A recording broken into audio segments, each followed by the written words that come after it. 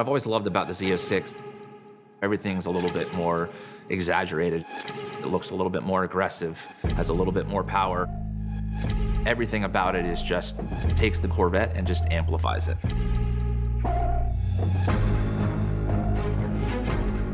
From the Stingray to the Z06, it's always your most track-capable car. Engineering would come to us and they would say, we think we need to give the car a wider footprint. And of course, for design, we love wider footprints.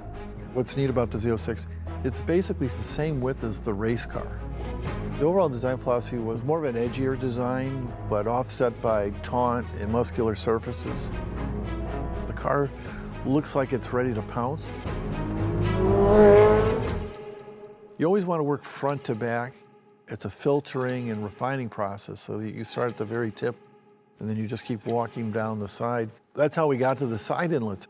The car got wider because we needed these inlets to kind of reach out and start grabbing more air as we got to the rear of the car.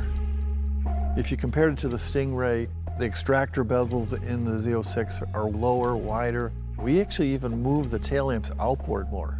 And by using these graphic elements, it helps enhance the width of the car. The front corner is important because it basically sets up airflow down the whole side of the car. It sets it up for how the air goes over the top, how the air goes through the middle of the car. And then the back end of the car is so instrumental in establishing downforce. It puts you in more control of the car at higher speeds. We found that if we could get more air out from the bottom of the car, if we could extract it out through the wheel openings, that actually improves the downforce. And it's an exponential thing where the faster the car goes, the more downforce we get. The charm of the rear wing, it's low in the center so that we can still accommodate good rear visibility. It's high on the corners because that's where the air is cleanest. The Z07 Performance Package gives you 734 pounds of downforce at 186 miles an hour.